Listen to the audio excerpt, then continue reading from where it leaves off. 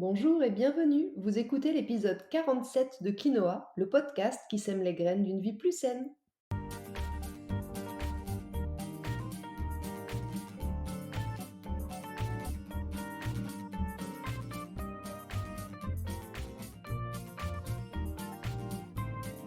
Je suis Julie Coignet, naturopathe et coach santé. Ma mission à travers ce podcast est de vous aider à retrouver ou à garder la santé en adoptant de nouvelles habitudes de vie plus saines et équilibrées. Chaque semaine, le jeudi, je vous propose de parler bien-être, forme et santé naturelle, de façon simple et positive pour vous aider à reprendre votre santé en main. Dans ce 47e épisode de Quinoa, nous allons parler de fatigue, de stress, de cortisol et de glandes surrénales. Alors, quel lien existe-t-il entre ces quatre éléments? Quels sont les risques d'une surproduction ou d'un manque de cortisol? Comment savoir si vos glandes surrénales sont épuisées et comment en prendre soin? Je vous explique tout ça dans cet épisode. Bien sûr, petit aparté, comme je vous le précise à chaque fois, les informations que je vais vous donner ici sont générales et c'est important de toujours penser à les adapter selon votre cas particulier et c'est ce qu'on fait d'ailleurs lorsque vous venez me voir en consultation. Allez, c'est parti pour l'épisode du jour. Lorsqu'on parle de fatigue ou d'épuisement, on incrimine souvent la mauvaise hygiène de vie en général et le stress en particulier. Alors oui, effectivement, c'est assez juste comme analyse. Mais est-ce que vous savez pourquoi? Savez-vous pourquoi le stress nous épuise, nous, notre vitalité, mais aussi nos glandes surrénales? Eh bien, pour répondre à ces questions, je vais tenter de vous expliquer simplement, comme j'aime le faire, le lien entre tous les protagonistes de notre histoire, à savoir la fatigue, le stress, le cortisol et les fameuses glandes surrénales. Commençons par quelques petites définitions pour poser le contexte. Bon, la fatigue et le stress, je pense que vous savez tous ce que c'est. Pour le cortisol et les glandes surrénales, c'est peut-être un peu plus flou. Le cortisol, pour sa part, c'est une hormone. C'est d'ailleurs celle qu'on appelle l'hormone du stress. Et cette hormone du stress, le cortisol, va participer très activement à la production d'énergie en transformant nos réserves de graisse en sucre. Il va ensuite diriger cette énergie produite au bon endroit, comme dans les muscles de nos jambes par exemple, si on doit rapidement prendre la fuite.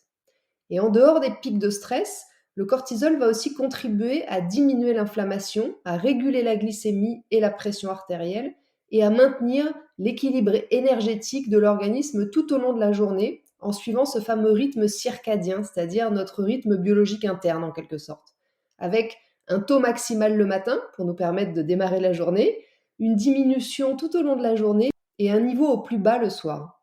C'est à ce moment-là que notre organisme peut se mettre au repos et que l'hormone du sommeil, la mélatonine, va prendre le relais. Maintenant, savez-vous par qui ou par quoi est sécrétée cette hormone, le cortisol? Eh bien, je vous le donne en mille, par les glandes surrénales. Et voilà, la boucle est bouclée. Les glandes surrénales sont deux petites glandes, pas très connues, situées juste au-dessus des reins. Ce sont des glandes qu'on appelle endocrines, c'est-à-dire qu'elles vont sécréter des hormones directement dans notre circulation sanguine. À l'opposé, pour info, des glandes exocrines qui, elles, vont sécréter des hormones ou d'autres substances dans un canal, comme par exemple le pancréas avec l'insuline. Alors maintenant que le cadre est posé, voyons comment fonctionne tout ce petit monde ensemble. Eh bien, vous vous en doutez, je pense, tout commence par le stress. Face à une situation de stress, notre organisme va entrer en alerte et libérer dans un premier temps de l'adrénaline pour répondre rapidement et efficacement. On appelle d'ailleurs l'adrénaline l'hormone un peu guerrière. Elle va très rapidement mobiliser l'énergie disponible pour nous donner la force musculaire de combattre ou alors de fuir cette situation stressante et menaçante qu'on est en train de vivre. Les effets de l'adrénaline, ils sont instantanés. On a le cœur qui s'accélère, on a les jambes des fois qui tremblent un peu, on a la bouche qui devient un peu plus sèche. Je pense que vous connaissez ces signaux. Ça, c'est dû à l'adrénaline. Ensuite, quelques minutes après, une autre hormone va venir à sa rescousse, c'est le cortisol. Le cortisol, il est synthétisé, comme on le disait, par les glandes surrénales à partir du cholestérol, c'est-à-dire que le cortisol va transformer les gras en sucre pour appuyer, pour soutenir l'action de l'adrénaline. Ensuite, enfin, je dirais, quand la situation va redevenir normale, il y a un retour au calme pour notre organisme. Mais c'est pas fini pour le cortisol. À ce moment-là, savez-vous ce qu'il fait? Eh bien, il fait plein de choses pour signifier la fin de l'état d'alerte. Mais aussi, ce qu'il va faire, c'est qu'il va envoyer un puissant message de faim au cerveau. Pas de faim, genre tout est fini, mais de faim F-A-I-M, donnez-moi à manger plutôt.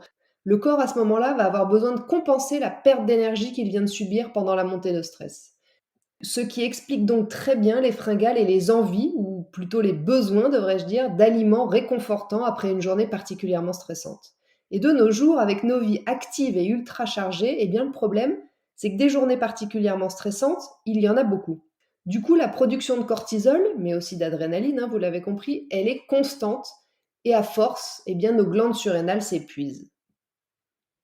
Lorsque le stress est ponctuel, les glandes, elles ont la possibilité de se recharger et de refaire régulièrement leur stock. Mais en état de stress prolongé, les glandes, elles vont s'appauvrir et elles vont s'épuiser, provoquant plein de symptômes que nous allons voir juste après. Autre souci que nous subissons, c'est que notre corps ne va pas faire la différence entre les différentes situations de stress et surtout entre les différentes intensités de stress. Je m'explique. Concrètement, ça veut dire que le corps, il va produire du cortisol aussi bien dans des situations vraiment dangereuses que si vous êtes coincé dans les bouchons, juste un peu en retard à un rendez-vous ou stressé par un dossier de travail. Du coup, ça entraîne un excès très fréquent de cortisol, vous l'imaginez bien, et puis plein de symptômes associés, dont la prise de poids par exemple.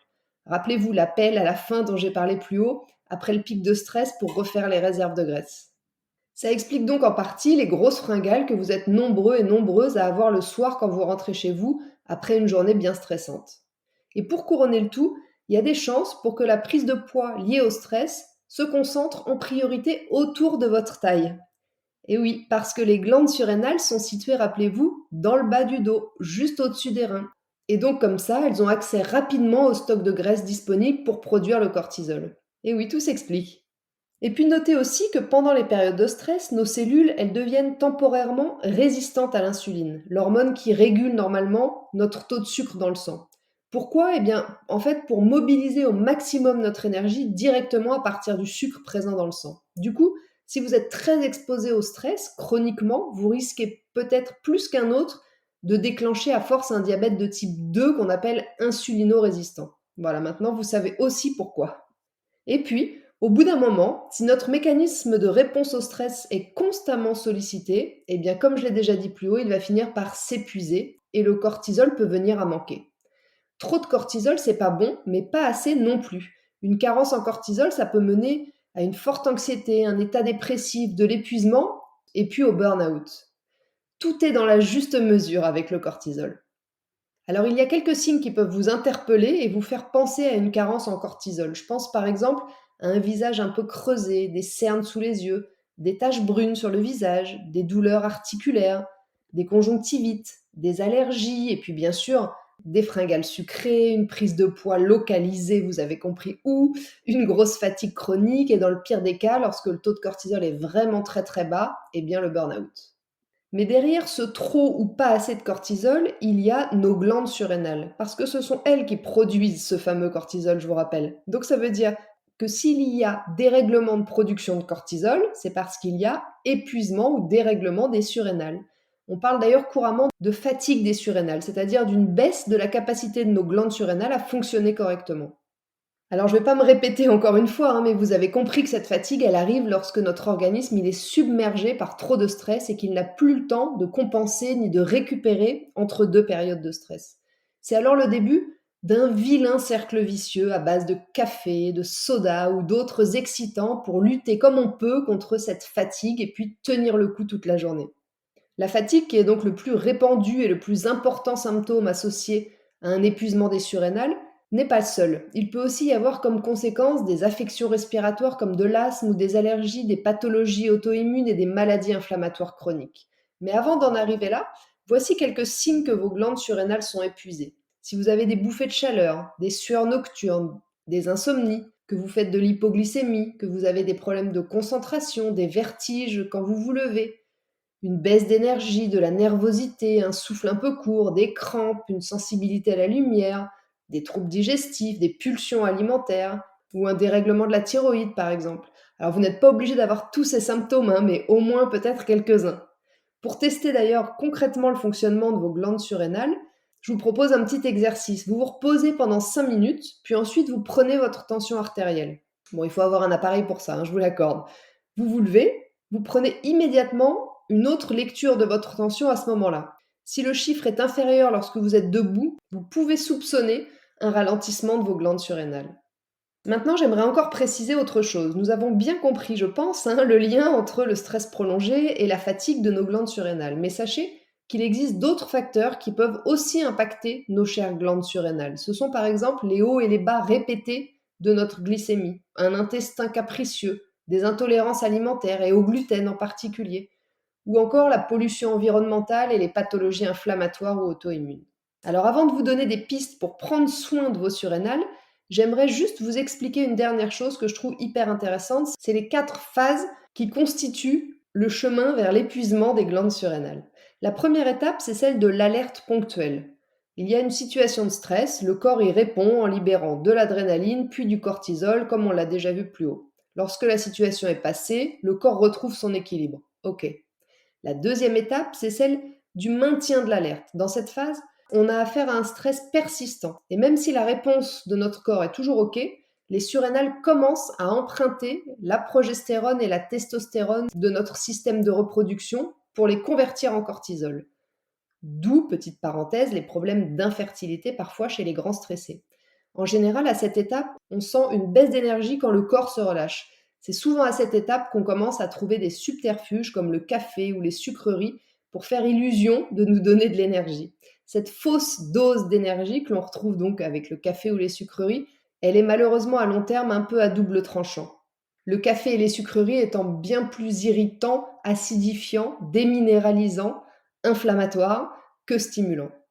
Bref, on en arrive ensuite à la troisième étape, celle de la résistance.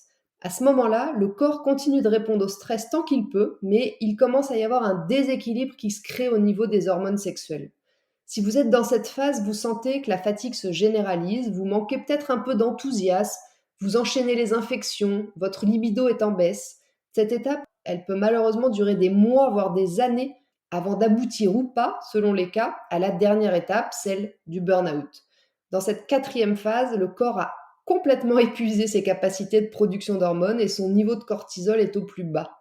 Le burn-out survient lorsque le corps a été maintenu en état de stress pendant une très, voire trop grande période. Cette dernière étape vers l'épuisement des surrénales, elle est caractérisée par une fatigue extrême, une libido inexistante, de l'irritabilité, un état dépressif, anxieux, de l'insomnie, une perte d'appétit aussi parfois et du coup une perte de poids associée, et puis on pourrait dire un désintérêt général pour la vie.